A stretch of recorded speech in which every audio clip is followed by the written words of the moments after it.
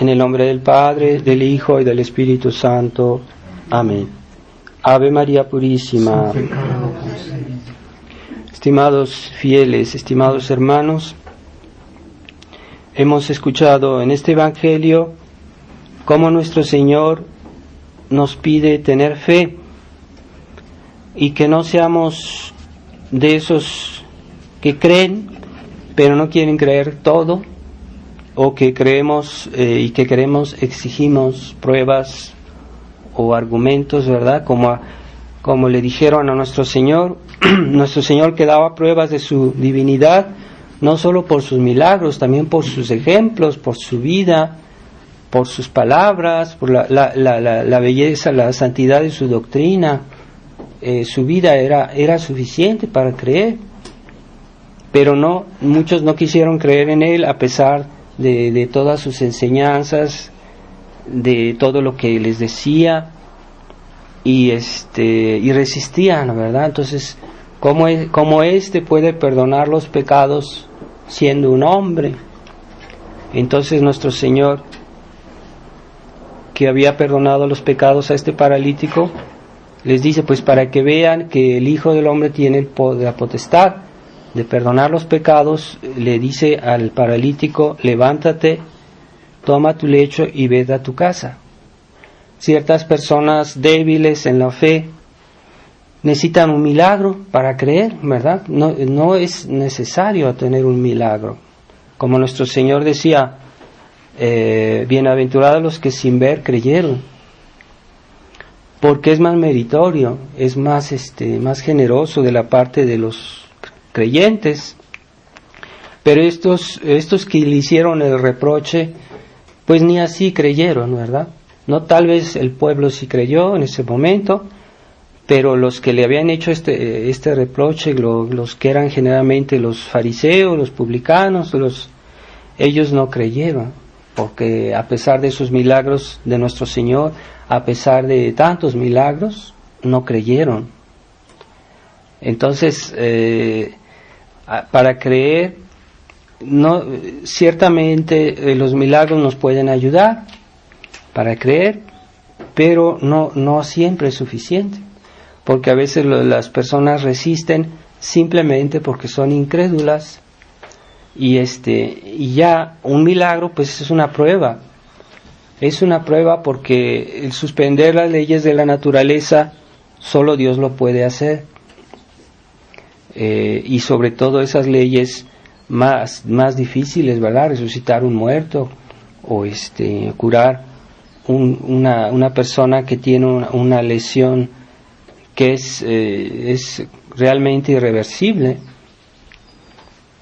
El demonio puede hacer prodigios, él tiene ciertos poderes porque es un ángel, y puede ayudar que una persona se cure, pero lo hace muy gradualmente, no puede hacerlo así en un instante, como lo hacía Jesús, porque eso ya es arriba de la fuerza de la naturaleza.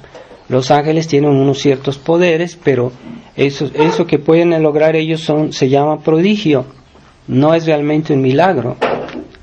Entonces hoy, como decía Nuestra Señora en la revelación de la Salet, decía que al final del tiempo pues los hombres malos van a tener poderes, porque será tal la abundancia del pecado que tendrán más poderes, pero será fundado en los poderes diabólicos, en los poderes angélicos, que son limitados, como quiera que sea, son limitados.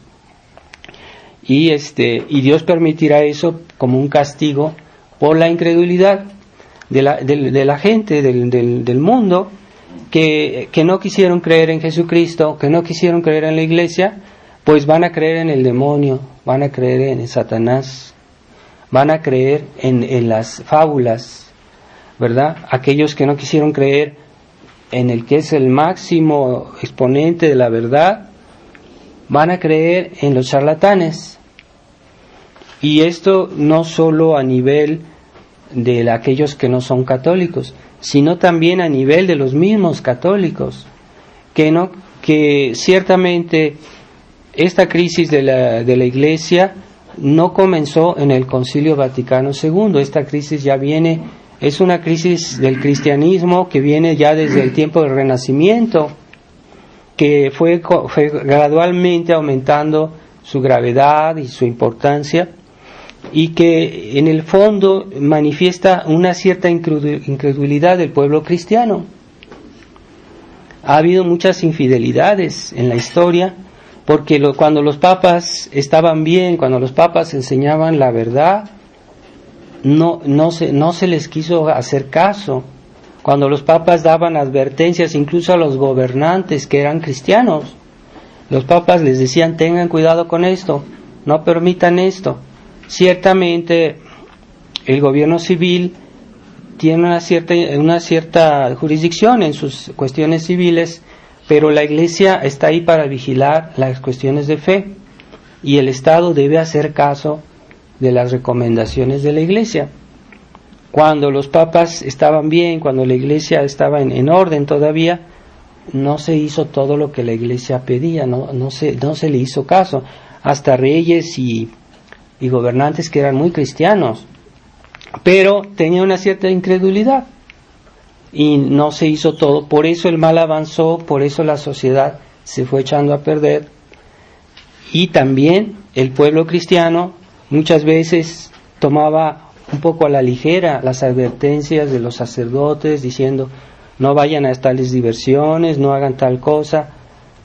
Y el espíritu del mundo siempre fue tomando más importancia en esta sociedad.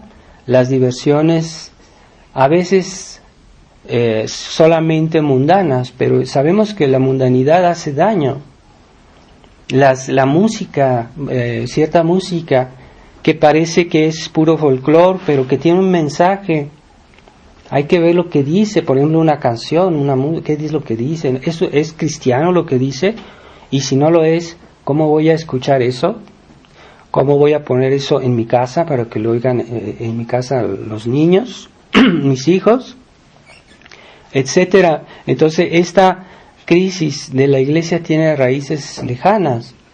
Entonces, hoy estamos viendo las últimas etapas y vemos cómo hoy aquellos que quisieron practicar con el mundo moderno, porque ya el Papa Pío IX, que era un papa tradicional, ponía en advertencia contra el mundo moderno. Esas personas tienen esa admiración por el mundo moderno, pero el mundo moderno no todo es indiferente, hay cosas que son muy malas, y el problema es que los avances de la ciencia, de la técnica, han sido puestos al servicio de toda una ideología liberal. Así que debemos tener desconfianza de los avances de la ciencia, no porque todos sean estrictamente malos, sino porque están en un contexto que finalmente están al servicio de la rebelión contra Dios, ¿verdad? Por eso tener mucho cuidado con todo lo que es moderno, por ejemplo, el internet o las diversiones que hoy se le propone a los niños, ¿verdad? Los juegos electrónicos, toda la música que los niños pueden escuchar, que los papás a veces no son suficientemente vigilantes sobre la música que los niños oyen, que es mala muchas veces, generalmente.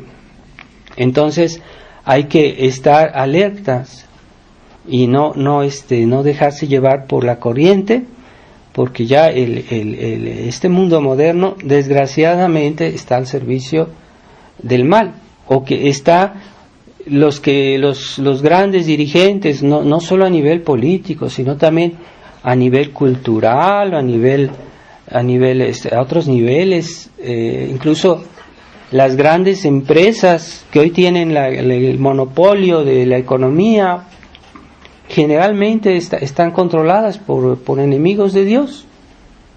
Así que hay siempre algo que se hace en dirección del pecado, pero si nosotros no tenemos cuidado, pues de alguna manera va a filtrar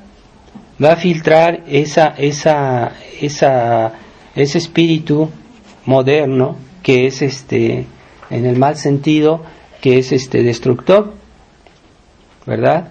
Entonces hoy la presión es tal, no es que debemos de ser personas insociables o negativas, sino que en realidad debemos protegernos simplemente, y por eso debemos cuidar con quién, qué es lo que vemos, qué películas, por ejemplo, ven nuestros niños en la casa, qué tipo de película. Hoy hay personas que dejan que los niños vean cualquier película, y Pío XII decía, aún las películas que no tienen nada de malo, pero que nunca hacen una referencia a Dios, son nocivas. ¿Por qué? Porque hacen olvidar, hacen ver el mundo como si Dios no existiera. Entonces hay películas que dicen, no tiene nada de malo. Pues cuidado, hay que cuidar no hay que dejar ver a los niños cualquier cosa.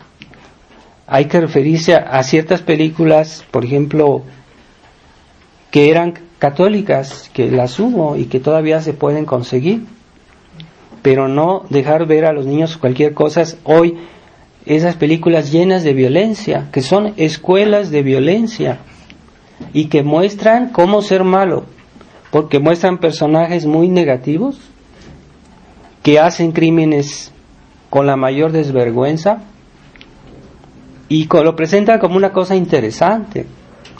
Entonces esas películas modernas muchas veces son negativas y enseñan a los niños a amar la violencia, a deleitarse en la violencia. ¿Qué dijo Dios? No matarás. Eso es compatible con el matar, por diversión, como hacían los romanos, ¿verdad? Que en el tiempo de las persecuciones, los romanos tenían los circos donde había diversiones, donde se mataban entre ellos, los gladiadores. Eso era una diversión.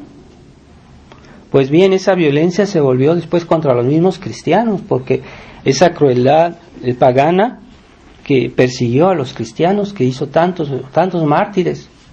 Pues bien, hoy esa crueldad que hoy se enseña a los niños se va a volver un día contra los buenos, y los niños se vuelven amantes de la violencia, que eso puesta al mensaje de Dios, al mensaje evangélico que nos dice perdonar a nuestros enemigos.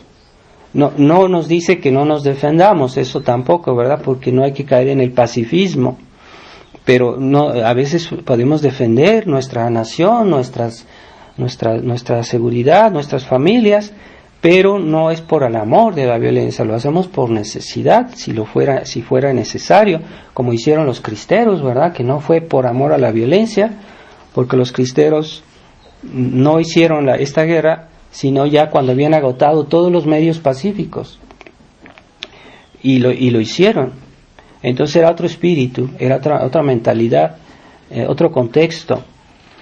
Y bueno, pues pidámosle a Dios que en nuestras casas sepamos mantener un espíritu realmente cristiano, que es más difícil hoy, ¿verdad?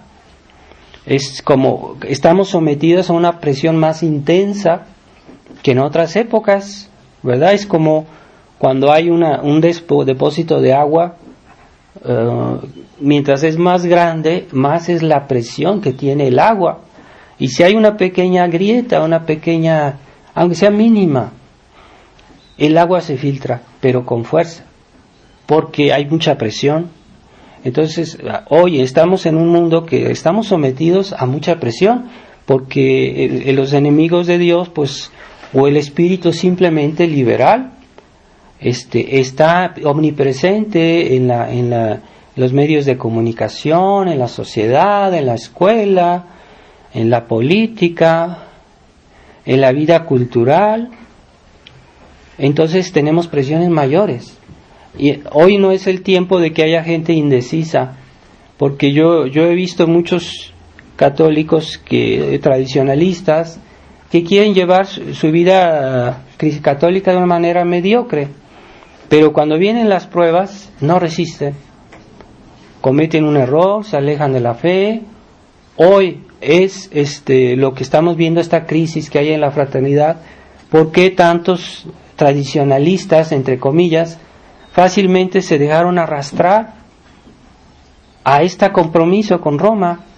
Y lo que antes se decía abiertamente, hoy ya se hace, lo que antes se criticaba abiertamente, hoy ya se hace sin ninguna vergüenza, sin ninguna inquietud. ¿Por qué? Porque son católicos tibios. Y cuando viene el momento de la prueba, no resisten. Por eso tenemos que ser auténticos y no solo de esos tradicionalistas que dicen, sí, yo soy tradicionalista porque pienso así. Ah, muy bonito, porque yo leí muchos libros, porque yo tengo muchos libros en mi casa. Pues ¿de qué sirve tener muchos libros o de haber leído, saber muchas cosas sobre la crisis de la Iglesia si las obras desdicen los pensamientos? Entonces se trata de vivir auténticamente y es difícil porque de todos modos, de alguna manera, estamos contaminados por este mundo. A veces no lo vemos. A veces no vemos nuestra manera de pensar, nuestra manera de actuar. Esa mentalidad moderna que quiere todo fácil, ¿verdad? Y estamos en una lucha. No es hoy una parroquia tradicionalista, no es como una parroquia antes que había todo, había una sociedad más cristiana y que era más fácil. Hoy en una parroquia tradicionalista no podemos llegar y decir, bueno, padre, usted haga todo y nosotros nomás miramos, como hacían antes, ¿verdad? Que los fieles iban a la misa y la vida cristiana era más fácil de llevar. Hoy no, hoy todos somos voluntarios, hoy todos somos, estamos como alistados en un ejército y todos tenemos que hacer algo, no decir, no, el padre puede hacerlo todo. Entonces el padre necesita apoyo de todos y no quejarse porque falta esto, porque falta aquello. No, pues no estamos en un tiempo de paz. ¿Acaso los cristeros en el monte tenían con qué lavarse la cara en la mañana? ¿Tenían las comodidades que hoy tenemos? ¿Y acaso ellos dijeron, no, pues si es así yo no voy a pelear, no voy a hacer nada? No, pues estamos todos como combatientes, no podemos pretender que todo salga perfecto. En una época de guerra no hay comodidades. Entonces hay que aceptar ciertas privaciones que muchos católicos tradicionalistas ya no quieren asumir la lucha porque esto tiene ciertos inconvenientes, porque en una capilla de la Resistencia pues ya no hay una kermés, ya no hay la fiesta, ya no hay comidas, ya no hay esto. Entonces, ¿cómo voy a dejar todo eso por combatir la verdadera lucha de Dios? ¿Por qué? Porque se han aburguesado, porque se han hecho mundanos, y por eso cuando viene el momento de la prueba no resisten. Entonces hay que tener claro que nuestro primer combate es el de la fe, lo demás está al servicio del combate de la fe, y si esto nos implica privaciones o que por un detalle, bueno, uno puede sobrellevar los detalles, ¿verdad? Entonces no se puede pretender todo, y todos tenemos que hacer algo, ¿verdad? En tiempo de lucha todos tenemos que hacer algo. Todos, pues el padre hace lo que puede, pero no puede hacer todo. Así que los fieles pues también a veces cuando ayudan un poco manualmente, ¿por qué no? Y económicamente también es necesario. Eso forma parte del combate. Y no pensar que el padre puede hacer todo, no es posible, no. Y más, cada día estamos más solos y más aislados, pero al mismo tiempo hay que saber que eso es una gracia de Dios, ¿verdad? Eso es como la pasión de la Iglesia. ¿Qué pasó en la pasión de Jesucristo? Jesucristo se quedó solo. La gran mayoría lo abandonó. Esas multitudes que lo aclamaban antes fueron los que gritaron, crucifícalo. Cuánta ingratitud, qué ceguedad. Él se quedó solo. ¿Dónde estaban los demás? Pues ya no tenía la verdad porque ya nadie lo apoyaba. ¿Porque estaba solo? No, él era la verdad. Así que no hay que tener esa mentalidad moderna de que piensa todo siempre en el número, cuántos somos, qué hacemos, no sé. No hay que ver con esa óptica las cosas. No es una cuestión de número, es una cuestión de calidad y de criterios cristianos. Y entonces, ¿quién quedó con Jesucristo? Pues solo la Virgen María, San Juan Evangelista y algunas santas mujeres. Pero incluso la única que realmente no dudó fue la Virgen María.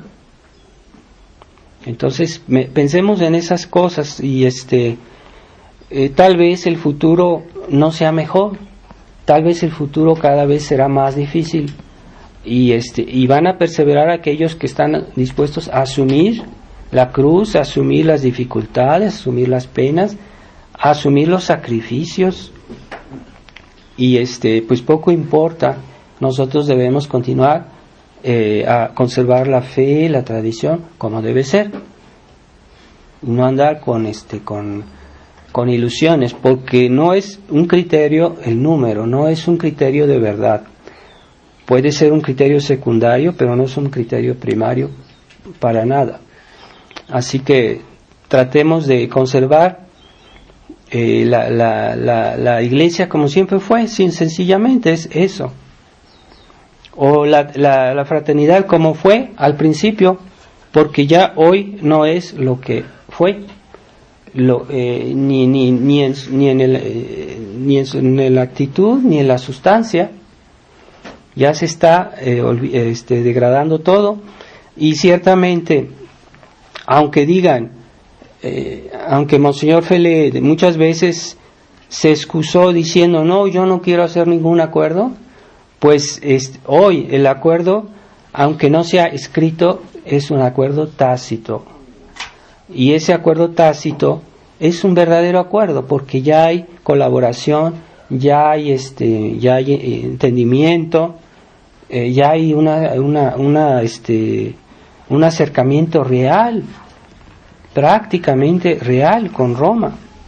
Entonces Roma todavía no se ha convertido y no es el momento de acercarse. Escogieron el peor momento porque cuando estaba Monseñor Lefebvre la cuestión estaba mejor y Monseñor Lefebvre no hizo el acuerdo porque la iglesia todavía no estaba tan mal como hoy. Pues ahora que está peor la situación y que tenemos un papa que solo dice palabras desorientadoras y escandalosas, ahora escogen el momento para acercarse a Roma y estar bajo la tutela de nuestros enemigos. Entonces es una locura completa y una desvergüenza total. Así que pues pidámosle a Dios que nos dé esa fe que supera todo. Una verdadera fe supera todo, ¿verdad? La crisis de los que están alrededor de nosotros, por ejemplo dentro de la fraternidad, la crisis que está fuera de nosotros, que es el mundo, que es el mundo actual, que está en un caos completo. Yo hablo de un caos sobre todo moral, de un caos sobre todo espiritual, de un caos sobre todo de la fe, porque si nosotros creemos en los principios de la Iglesia, sabemos que un solo pecado mortal nos puede llevar al infierno. Una sola verdad de la fe negada nos hace perder la fe y nos hace indignos del cielo. Y bien, si no tenemos claro eso, ¿cómo nos vamos a mantener en este mundo? Parecemos muy intransigentes, tal vez muy exagerados o poco duros, pero no, esa es la verdad. Y esa siempre fue la verdad de la Iglesia, porque antes la Iglesia nunca hacía reuniones ecuménicas, estaban condenadas. A un sacerdote que hacía una reunión ecuménica era sospechoso de herejía, había penas, se le suspendía en su ministerio, ya no podía ejercer su sacerdocio. Y hoy se hace eso con el mayor descaro. Hasta hay personas que ven que son católicos y dicen, no, mira qué bien, cuánta caridad que hay del Papa con los protestantes, con los judíos, que hasta fue a besarles la mano en Jerusalén. Ahí está la fotografía del Papa que besa la mano de los rabinos. ¿Se puede concebir mayor humillación de la Iglesia? Entonces con ese hombre se puede hacer un pacto de colaboración, por favor, en el ministerio. Es una necedad completa. Pero el absurdo del hombre es increíble, y no, hasta qué puntos puede llegar. El hombre sin la gracia puede llegar a las mayores a las cosas más horrorosas desde el punto de vista moral. Si Dios abandona a un hombre a su suerte, puede hacer las peores atrocidades, los peores crímenes espirituales. Es el castigo que Dios da a esta sociedad moderna por su soberbia, por su incredulidad. Y hoy, lo que en otros tiempos causaba horror a la gente, hoy es pan cotidiano. ¿Cómo la gente puede admitir que a sus niños les enseñen todos los tipos de degeneración sexual en las escuelas, con los libros de texto, y que la gente no dice nada? Ni los paganos hacían eso. Entonces, ¿cómo puede haber esa indolencia moral a ese punto? Ceguedad. Pero los santos nos enseñan que la ceguedad a veces es un castigo por otros pecados, y Dios abandona a una persona a la ceguedad y a otros pecados como castigo de unos pecados anteriores. Entonces, que Dios nos libere que no nos abandone a nuestra malicia, porque el hombre sin la gracia es capaz de todo pecado, sin la gracia. Pero como el hombre no quiere la gracia, hoy el hombre es autosuficiente, el hombre juzga de todo, entiende todo, y no necesita de Dios. Es lo que el hombre es lo que hoy se pregona por donde quiera en este mundo moderno, y ya las personas creen que son mucho y cuando no son nada, y nunca fueron tan nada como hoy. Que más lejos está de Dios, más es uno nada, más uno es indigno, más uno es y hoy la gente se siente como Dios, tienen los derechos, y igual si uno les contradice o les dice esto no está bien, es una indignación farisaica que sale. ¿Cómo dices eso? O sea, se molestan si uno les hace una buena reflexión. Entonces no caigamos en esa mentalidad, tengamos mucho cuidado de protegernos de esa mentalidad de soberbia que hoy está, que ese espíritu de liberal y espíritu democrático, no, yo pienso que es así, entonces yo juzgo sobre esto, sobre aquello. No, tengamos cuidado con nuestros juicios. Y Dios hizo su iglesia para juzgar. ¿Por qué? Porque la iglesia tiene criterios de verdad, que son la enseñanza de Jesucristo y la gracia espiritual que Dios da a sus ministros, mientras ellos quieran ser dóciles a ella y que sigan la fe de siempre. Pero si abandonan esa gracia, pues también los sacerdotes se pueden echar a perder. Pero mientras sigan esa gracia, entonces ya el sacerdote está haciendo su función y hay que escucharlo. Entonces, pidámosle a Dios que nos dé a todos la fortaleza espiritual, la fortaleza de la fe, y tener un corazón dócil a lo que Dios dice, no esperar que haga milagros. Ah, si tú no haces milagros, yo no creo. Ah, quiero una señal. No, la vida de Jesucristo es suficiente para creer en Él. Sus ejemplos, sus palabras. La doctrina de la iglesia es suficiente para creer en ella. Ah, no, yo quiero saber más, yo quiero que me expliquen, yo quiero entender. No todo se puede entender. Hay muchas cosas que no podemos entender. Un niño, sus padres le dicen, no hagas esto, no vayas allá, porque te puede pasar algo. El niño no puede saber por qué, no puede entender bien por qué, pero él sabe que sus papás no le van a decir mentiras. Entonces cree y está haciendo un acto razonable de creerles a sus papás. Así que también si nosotros creemos en lo que Jesucristo dijo, en lo que la iglesia nos enseñó siempre, y en lo que un sacerdote que está en la buena línea, se puede decir, pues hay que creer sencillamente, no hay que hacerse problemas por todo, y poco a poco salimos adelante.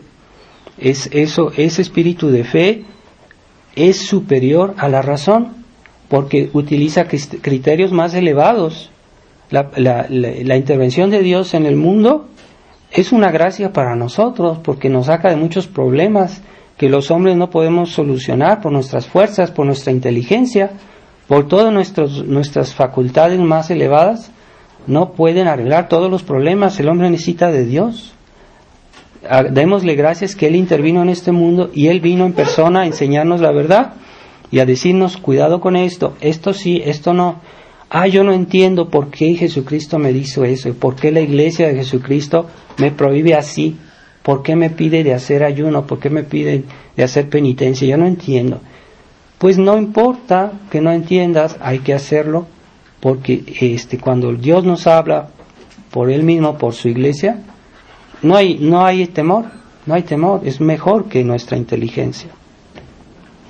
Y vamos a salir adelante, porque la fe es muy meritoria y Dios la recompensa. Así que pidámosle a Dios que tengamos espíritu de fe, no de esos tradicionalistas que quieren razonar todo, que quieren entender todo, y no está bien. Debemos superar eso. No quiere decir que la fe se opone a la razón, no es eso. A veces la razón puede ayudarnos, pero no es un criterio absoluto, no todo lo podemos comprender, y así saldremos adelante con la gracia de Dios. Pidámosle a la Virgen María tener su fe sencilla pero fuerte, ¿verdad? Esa fe que la sostuvo al lado de la cruz. En el fondo es muy razonable tener fe, porque si Dios es Dios, si Dios es infinitamente perfecto, infinitamente bueno, infinitamente veraz, pues todo lo que dice simplemente hay que aceptarlo, aunque no lo entendamos. Algunas cosas sí, tal vez las lleguemos a entender, pero otras nunca llegaremos a entenderlas. Así que la palabra de Dios es lo más fiable que existe, más que nuestra razón. Y así obró la Santísima Virgen con sencillez. Pues Dios lo dijo, Jesús dijo que iba a resucitar. Bueno, pues va a resucitar. Ahorita es el tiempo de la prueba, ahorita es el tiempo de su crucifixión, pero Él vencerá, Él es Dios. Aunque parezca que no es Dios, porque está lleno de heridas, está vencido, está torturado, está incluso muerto, pero no, Él lo dijo, yo creo en su palabra. Ave María Purísima, sin pecado concebido.